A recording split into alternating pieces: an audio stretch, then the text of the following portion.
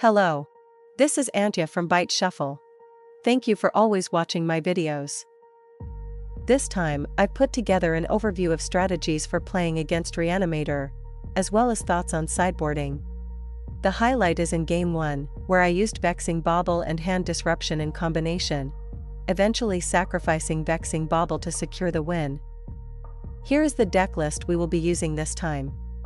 I'm also running the blue-red Surveil land, but I believe the red-black Surveil land would be more practical.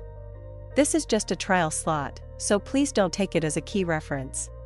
However, I won't fully understand the pros and cons until I've used it for a while, so I plan to keep using it for now. I'll mulligan since I don't have any lands.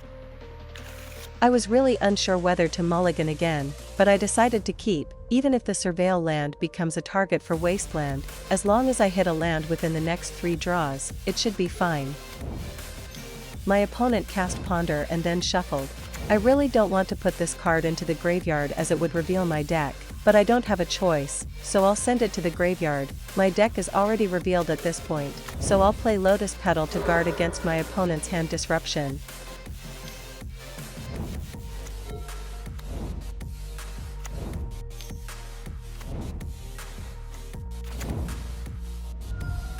I'll go searching for a land. I'll stack Gia's Will, Brainstorm, and Polluted Delta in that order, then draw.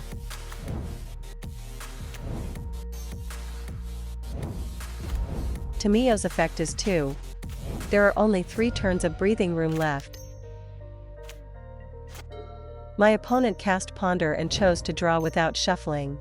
I thought it was UB Tempo at first, but it turned out to be Reanimator. I'll use Veil of Summer to prevent my opponent's effect while also searching for mana acceleration. Since I don't have much time, I'll cast Brainstorm to search for mana acceleration. I stacked Tendrils of Agony on top, followed by Burning Wish. I'll go searching for mana acceleration. I'll stack Tendrils of Agony, Past in Flames, and Dark Ritual in that order, then draw. With Vexing Bauble on the battlefield, I'll cast Duress to strip my opponent's counterspell. It's unlikely that Tamio will retrieve it.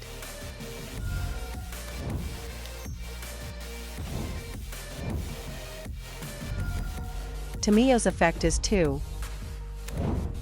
I'm going all in. From here, I'll fetch a second copy of Dark Ritual. I'll generate more mana needed for the combo. I'll go through the graveyard to execute the combo. I'll accelerate my mana while also building up the storm count.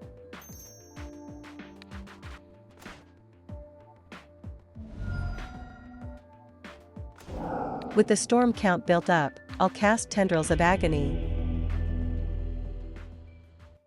Before sideboarding, I'd like to review the list we used. First, the conclusion. I will explain it step by step. First, let's briefly go over how the Reanimator deck operates. Using cards like Entomb or Psychic Frog, they send fatties like Atraxa, Grand Unifier to the graveyard. After that, they use reanimation spells like Reanimate or Animate Dead to bring the fatties back from the graveyard. From Modern Horizons 3, they've also started using cards like Tamio Inquisitive Student. They've gained creatures like Psychic Frog, allowing them to play long games without running out of steam. When facing Reanimator, it's important to note that the opponent will use cards like Daze and Wasteland, employing a mana denial strategy. If you fall into their mana denial strategy, Daze can act as an additional force of will, making it much harder to secure a win. By building your mana base around fetching basic lands, you can navigate in a way that prevents Daze from functioning as an additional force of will. We've now covered the basic mechanics and key points to keep in mind. The cards from Reanimator that are relevant to ANT are these. First, there are the various counterspells like Force of Will, Daze, Force of Negation, and Consign to Memory. To counter these, I'll bring in additional Hand Disruption. Next, there are creatures like Dothy Voidwalker and Orcish Bowmasters. I'll bring in Dress Down to neutralize these creatures. Dress Down can be cast when the opponent reanimates a fatty, neutralizing its Enter the Battlefield (CIP) effects. Next, there are artifacts like unlicensed hearse and null rod. I'll bring in Boseiju, who endures to counter these. Boseiju, who endures, can be used in response to the opponent's animate dead to disrupt their play. Next, there are graveyard hate cards like Dothy Voidwalker, Surgical Extraction, and Unlicensed Hearse. I'll reduce the number of Cabal rituals since they are more vulnerable to the opponent's graveyard hate cards. Next, I'll remove the Beseech the Mirror package. This is a point where opinions may differ depending on the person, so please take this as just one perspective. If these graveyard hate cards lock down the graveyard early on, Argia's Will and Past in Flames will barely function. Additionally, the clock from the opponent's Dothy Voidwalker and Orcish Bowmasters is quite fast, which often leads to our life total being quickly pressured. As a result, it becomes difficult to draw additional cards with ad nauseam. The list I'm using this time has 15 lands and 7 tutors. The total number of tutors is generally considered optimal if it falls within the range of 5 to 7. In that case, reducing the number of tutors from 7 to 6 is acceptable. Additionally, in the current meta, many decks are heavily focused on Eldrazi, leading to an abundance of consign to memory. Therefore, when ANT goes for the combo, it's important to always include at least one hand disruption spell as part of the play, to ensure that at least one hand disruption spell is used when going for the win. You can use Ad Nauseam or Burning Wish to search for Peer into the Abyss to increase your hand size. Or you can cast hand disruption spells by going through the graveyard. As I mentioned earlier, if the opponent's graveyard hate locks down the graveyard early, we won't be able to use it effectively. If you absolutely need to use the graveyard, you can still connect Beseech the Mirror to Past in Flames. When playing against Reanimator, there are times when both sides are completely drained of resources. It's common to end up in situations where you have plenty of mana but your graveyard is locked down, and you're low on life as well. In those situations, I personally consider Burning Wish a more valuable tutor because it allows you to increase your hand size. Therefore, I'll remove the Beseech the Mirror package. Depending on the sideboard strategy, you might sometimes leave in Chrome Mox, but in this case, I'll remove it to balance the numbers. I'll keep this hand since the only thing missing is disruption. I'll play Lion's Eye Diamond early to protect against hand disruption from my opponent. I was planning to fetch a Surveil land here, but due to a misclick, I couldn't do it. I'll gauge the distance between me and my opponent. I took out Force of Will.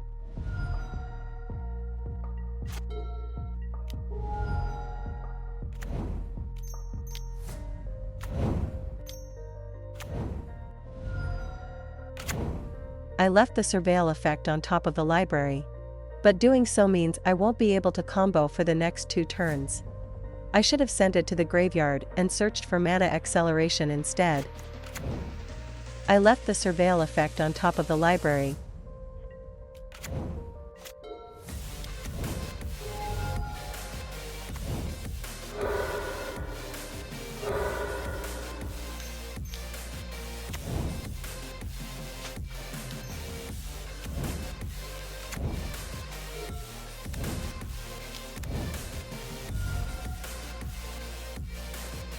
I'll fetch a second copy of Dark Ritual.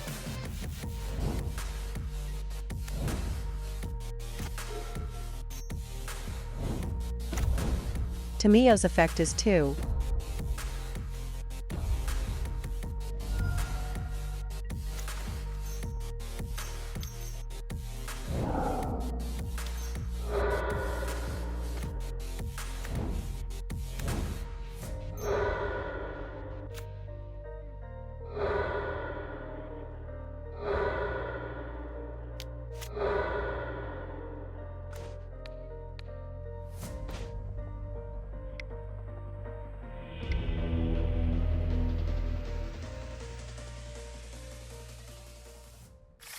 It's a bit weak, but not enough to justify a mulligan, so I'll keep. I'll cast Lotus Petal to prepare for Dress Down. Since it's unlikely that my opponent will immediately go for their reanimation strategy, I'll use Dress Down as a draw-off card. Having some cards in the graveyard might help generate more storm count when going for the win. I'll go searching for disruption cards. I couldn't find it, so I'll shuffle. I'll go searching for disruption cards. At this point, it's confirmed that I don't have any disruption cards. Waiting another 3 turns would mean losing, so I'll go for it now. I'll start the combo with Ad Nauseam, forcing them to use Force of Will, and then go for it again with the Infernal Tutor I stacked on top of the library. If they have both Daze and Force of Will, 1 set each, it will result in a guaranteed loss. If they have Force of Will and Consign to Memory, there might still be a chance. Thanks to Dress Down, the cards in the graveyard can now potentially be used as resources, which is a big advantage. I'm going all in. From here, I'll generate more mana needed for the combo. Ad Nauseam miraculously resolved. It seems my opponent was likely planning to lock down my graveyard with Dothi Voidwalker while holding Consign to Memory for disruption. I'll accelerate my mana while building up the storm count. With the storm count built up, I'll cast Tendrils of Agony.